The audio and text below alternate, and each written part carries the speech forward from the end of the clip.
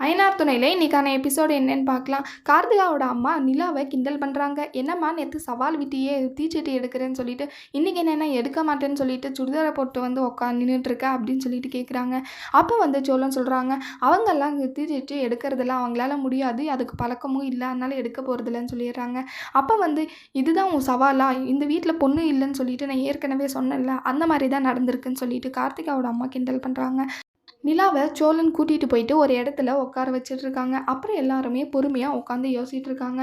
சோழன் சொல்கிறாங்க, இங்கே பாருங்கள், அவங்க சொன்னதுக்காகவெல்லாம் நீங்கள் எதுவும் பெருசாக எடுத்துக்காதீங்க, உங்களால் அது முடியாதுங்க, நீங்கள் வேண்டாம் விட்டுருங்க, நம்ம குடும்பம் அது அப்படி பண்ணி தான் நல்ல பேர் வரணும், நல்லது நடக்கணும், அப்படிப்பட்டது ஒன்றும் தேவையே இல்லைங்கன்னு சொல்லிட்டு பல்லவனும் சொல்கிறாங்க, சோழனும் சொல்கிறாங்க. அப்போ வந்து நிலா வந்து ஒரு முடிவு எடுக்கிறாங்க. இல்லை, நம்ம குடும்பத்துக்காக நான் பண்ணியே ஆகணும்னு சொல்லிட்டு பல்லவனை கூட்டிகிட்டு போயிட்டு சாரி கட்டிட்டு வந்து தீச்சட்டியே எடுக்கிறாங்க. அப்போ சோழன் பார்த்துட்டு ரொம்பவே ஷாக் ஆகுறாங்க. ஐயோ, எனக்கு தெரியும் நீங்கள் இப்படி சாமி கும்பிட போகிறேன்னு சொன்னப்பவே ஏதாவது பண்ணுவீங்கன்னு எனக்கு சந்தேகமாக இருந்துச்சு, தயவு செஞ்சு இறங்கி வாங்க, நம்ம போகலாம், அதெல்லாம் ஒன்றும் தேவையில்லை, நீங்கள் தீச்சட்டி எடுக்கணும்னு அவசியம் இல்லைன்னு சொல்கிறாங்க. இல்லைங்க பரவாயில்ல, நம்ம குடும்பத்துக்காக நான் இந்த மாதிரி பண்ணுறேன்னு சொல்லிட்டு நீலா சொல்கிறாங்க. அப்போ சோழனும் சேரனும் பேசிக்கிறாங்க. இந்த பொண்ணு நமக்காக எவ்வளோ கஷ்டப்படுது பாருங்கள், சொந்த குடும்பமாக ஏற்றுக்கிட்டு எவ்வளோ பாசம் இருந்தால் இந்த மாதிரி பண்ணுவான்னு சொல்லிட்டு சோழனும் நினச்சிக்கிறாங்க. அதுக்கப்புறம் ஒரு வழியாக நிலாவும் அந்த தீச்சட்டியை எடுத்துகிட்டு முடிச்சுட்டு வந்துடுறாங்க. அப்போது சோழன் வந்து நிலாக்காக கஷ்டப்பட்டு வீடு வீடாக போயிட்டு ஐஸ் க்யூப் வாங்கிட்டு வராங்க. அங்கே போயிட்டு ஐஸ் க்யூப் வாங்கிட்டு வந்து நிலாவுக்கு வச்சு விடுறாங்க.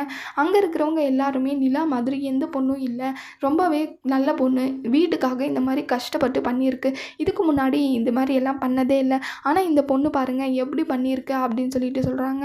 இந்த டைமில் நடேசன் வந்து அவங்க மருமக இந்த மாதிரி எல்லாம் பண்ணுறான்னு தெரிஞ்சுமே சீட் ஆடிட்டு குடிச்சிட்டு உட்காந்துட்ருக்காங்க.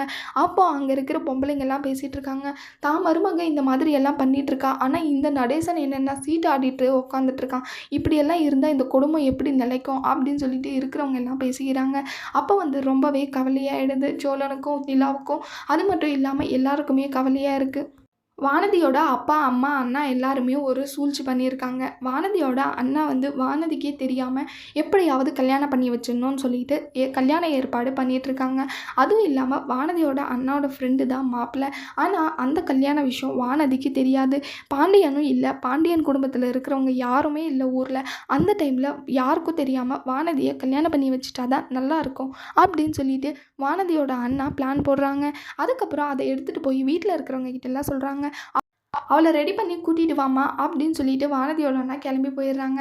அதுக்கப்புறம் வானதியை கூப்பிட்டு ரெடியாக சொல்லி சொல்கிறாங்க. எதுக்காக நான் ரெடி ஆகணும்னு சொல்லிட்டு கேட்குறாங்க. கோயிலுக்கு போகிறதுக்கு தாண்டி, கோயிலுக்கு போகிறதுக்கு கூட எதுக்கு இத்தனை கேள்வி கேட்குற அப்படின்னு சொல்கிறாங்க. அதுக்கப்புறம் சுடிதாரை போட்டுட்டு வருவான்னு நினச்சிட்டு நீ போயிட்டு புடவையை மாற்றிடுவான்னு சொல்கிறாங்க. கோயிலுக்கு தானே, சுடிதார் போட்டால் என்ன, புடவை எதுக்கு கட்டணும் நானே அப்படின்னு சொல்கிறாங்க. என்னடி நைட்டி மாதிரி அந்த சுடிதாரை எடுத்து மாட்டின்னு வருவேன், கோயிலுக்கெல்லாம் அங்கே எல்லாருமே நல்லா புடவை தாண்டி கட்டின்னு வருவாங்க, ஒழுங்காக புடவையை கட்டு அப்படின்னு சொல்கிறாங்க. அவங்க சொன்னதை கேட்டு வானதியும் புடவை கட்டிட்டு கிளம்பிடுறாங்க. ஆனால் வானதிக்கு கல்யாணம் நடக்க போகுதுன்னு வானதிக்கே தெரியாது, என்னெல்லாம் நடக்க போகுது, உண்மையாலேயே வானதிக்கும் வானதியோட அண்ணனோட ஃப்ரெண்டுக்கும் கல்யாணம் நடக்குமா இல்லை வேறு ஏதாவது நடக்க போதான்னு சொல்லிட்டு வரப்போகிற எபிசோடில் பார்க்கலாம். இந்த வீடியோ பிடிச்சிருந்தா லைக் பண்ணுங்கள். பாய்.